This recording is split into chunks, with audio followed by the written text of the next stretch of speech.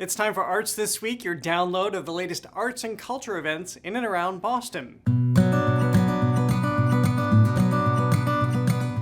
Boston has a new museum composed around music, and it sprung up quite fittingly in one of the city's grandest concert halls.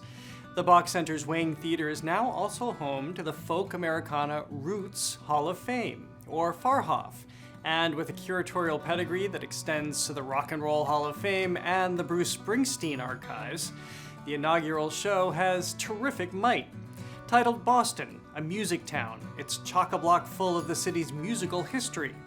And it's expansive, telling stories in jazz, folk, hip-hop, rock, blues, bluegrass, and classical music. There's Pete Seeger's banjo and hat, Terry Lynn Carrington's Grammy nomination certificate, and Leonard Bernstein's tuxedo and baton. Case after exhibition case reminds us that there have been long-standing ties, community, and creativity here. It's the Bach Center's hope that Farhoff will become one of the city's preeminent museums.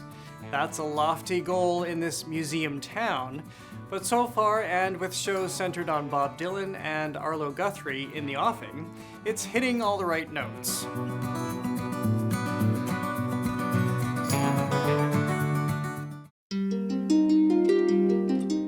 One of the traditions of the Jewish faith is the tzedakah box for collecting spare change. But deeply unsettled by all that's plaguing the world right now, artist Karen Tabb decided to expand on that notion. What about considering what we might take out of the box? That notion is explored in Be the Change, a public art project presented by the Jewish Arts Collaborative. 6 artists of Jewish and non-Jewish faith have created large, outdoor sculptures dotting Boston's Fenway neighborhood. Each is embedded with QR codes, linking visitors to nonprofits addressing anti-Semitism, police reform, domestic violence against women, and more. The idea is that you can experience the sculptures and then act on the issues addressed. A blend of arts and activism, or artivism, all in the pursuit of justice. For example, it's hard to stop thinking about artist Jason Talbot's Family Tree. To illustrate the effect of wrongful arrests on families, it's ornamented in handcuffs.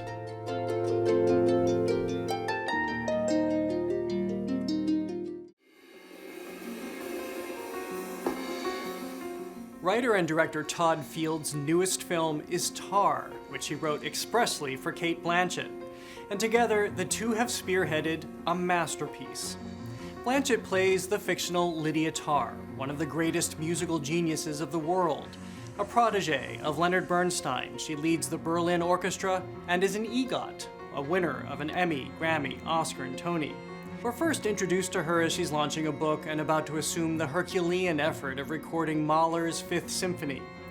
Blanchett's Tar is cool, assured, an intellectual and cultural force.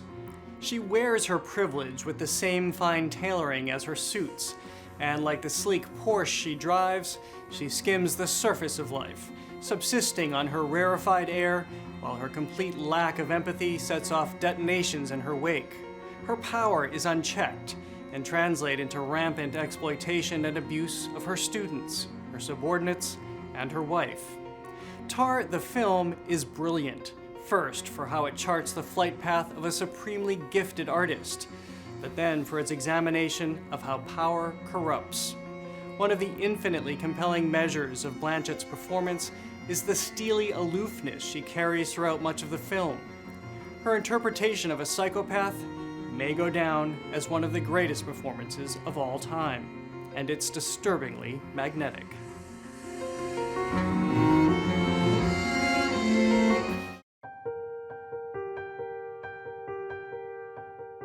The photography of Rosamund Purcell is wondrous. It's also confounding and dark, because she has spent a career, a long one, some 60 years and counting, shepherding photography to its most amazing reaches. The Addison Gallery of American Art presents the first ever retrospective of the Cambridge, Massachusetts artist, and a show called Nature Stands Aside. Keep in mind, as you're looking at these often painterly images, they're all analog. Every effect and marvel is hers. No digital fixes here. Purcell has spent years working with natural history collections, finding ways to lift up life after death. She's masterful in playing with our perception. A bird's wing that's actually a mineral. She interprets Shakespeare's sonnets through the swirling prism of mercury glass. Bring a backpack and a tent, because you'll want to spend days in the Addison's galleries absorbing not only what Purcell sees, but how she sees it. And perhaps most intriguing, how she wants us to see it.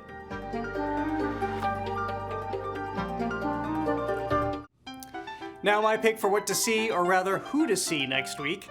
Tony-winning actor Bill Irwin, one of the greatest stage actors and clowns of our time, brings his love of playwright Samuel Beckett to Arts Emerson as he stars in On Beckett. That's it for your Arts and Culture download. I'll see you here and at On Beckett next week.